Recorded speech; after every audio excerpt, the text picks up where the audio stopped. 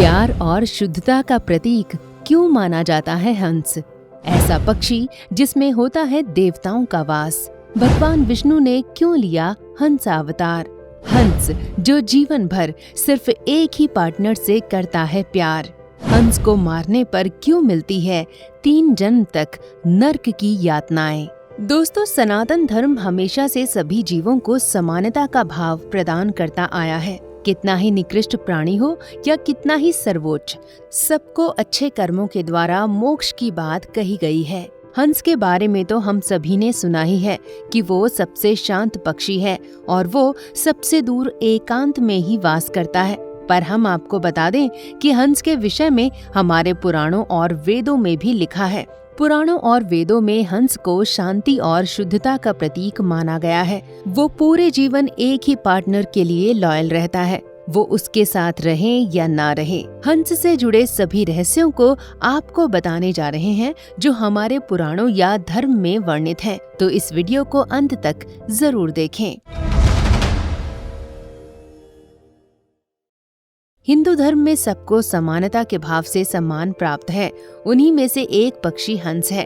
कहा जाता है कि हंस में देवतुल्य आत्माओं का वास होता है और ये उन आत्माओं का ठिकाना है जो अपने जीवन काल में अच्छे कर्मों के द्वारा जीवन जिए हों और जिन्होंने पूरे जीवन काल में खूब दान धर्म करके पुण्य अर्जित किया हो।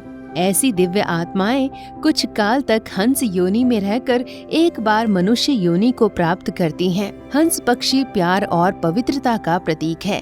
ये बहुत ही विवेकी पक्षी माना गया है। ये पक्षी अपना ज्यादातर समय मानसरोवर में रहकर ही बिताते हैं या फिर किसी एकांत झील और समुद्र के किनारे। प्यार का प्रतीक हंस, ये पक्षी दाम्पत्य जीवन के लिए आदर्श है। ये जीवन भर एक ही पार्टनर के साथ रहता है। यदि दोनों में से किसी भी एक पार्टनर की मौत हो जाए तो दूसरा अपना पूरा जीवन अकेले ही गुजार देता है। जंगल के कानून की तरह इनमें मादा पक्षियों के लिए लड़ाई नहीं होती। आपसी सूझबूझ के बल पर ये अपने साथी का चयन करते हैं। इनमें पारिवारिक और सामाजिक भावनाएं पाई जाती हैं। सफेद रंग के अलावा काले रंग के हंस ऑस्ट्रेलिया में पाए जाते हैं। हिंदू धर्म में हंस को मारना अर्थात पिता, देवता और गुरु को मारने के समान है। ऐसे व्यक्ति को 3 जन्म तक नर्क में रहना पड़ता है। भगवान विष्णु ने लिया हंस अवतार। श्रीमद् भागवत पुराण में कथा मिलती है कि एक बार लोक पितामह ब्रह्मा जी अपनी दिव्य सभा में बैठे थे। तभी उनके मानस पुत्र सनकादि चारों कुमार दिगंबर वेश में वहां आए और पिता को प्रणाम कर अपने पिता ब्रह्मा जी से प्रश्न किया कि सांसारिक भोग मन में प्रवेश करते हैं या मन विषयों में प्रवेश करता है।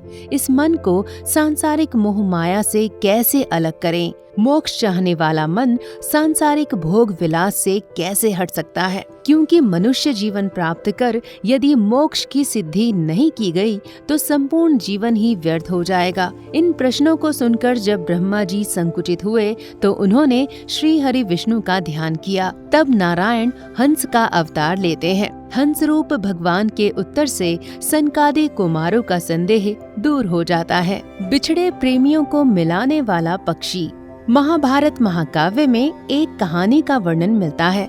जब युधिष्ठिर जुए में अपना सब कुछ हार वन चले जाते हैं तो वन में एक ऋषि उनको नल दमयंती के प्यार की कहानी सुनाते हैं, जिसमें एक हंस उनकी सहायता करता है। नल निषद देश के राजा वीरसेन के पुत्र होते हैं जो बड़े वीर, साहसी, गुणवान और सुंदर होते हैं। साथ ही अस्त्र विद्या व अश्व संचालन में भी निपुण होते हैं। वहीं पर दमयंती विदर्भ के भीष्मक नरेश की पुत्री थी। दमयंती लक्ष्मी के समान सुंदर, सुशील और सर्वगुण संपन्न थीं। आने जाने वाले लोगों के मुंह से एक दूसरे की तारीफ को सुनकर वो एक दूसरे को मन ही मन प्रेम करने लगते हैं। एक दिन राजा नल महल के बगीचे में घूम रहे होते हैं। तभी एक सेवक सरोवर में आए एक दिव्य हंस के बारे में बताता है, जिसको सुनकर नल भी उसे देखने जाते हैं। राजा को आता देख हंस उड़ने लगता है, पर राजा उसको पकड़ लेते हैं, जिससे डरकर हंस कहता है कि राजन, आप मुझे छोड़ दीजिए। अब मैं कभी नहीं आऊंगा।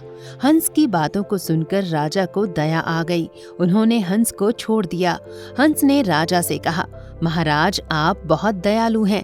विदर्भ देश की राजकुमारी दमयंती भी बहुत ही सुंदर, सुशील, दयालु और सर्वगुण संपन्न है। मैं विदर्भ देश में जाकर राजकुमारी दमयंती के समक्ष आपके गुणों की चर्चा अवश्य करूंगा कि आप जैसा दयावान और सुंदर कोई नहीं है। राजन, आप दमयंती से विवाह कीजिए। आप दोनों एक दूसरे के योग्य हैं। हंस के कहे अनुसार जब दमयंती का स्वयंवर होता है तो नल से ही विवाह करती हैं। देवी सरस्वती का वाहन हंस ही क्यों? माँ सरस्वती का हंस पर विराजमान होना ये बताता है कि ज्ञान से ही जीवन में पवित्रता, नैतिकता, प्रेम और सामाजिकता का विकास किया जा सकता है। देवी सरस्वती विद्या की देवी हैं। गुण व अवगुण को पहचानना तभी संभव है जब आप में ज्ञान हो। इसलिए माता सरस्वती का वाहन हंस है। हंस का श्वेत रंग ये बताता है कि विद्या ग्रहण करने के लिए मन शांत और पवित्र रहे। इससे हमारा मन एकाग्र होता है। आज अच्छे जीवन के लिए शिक्षा अति आवश्यक है।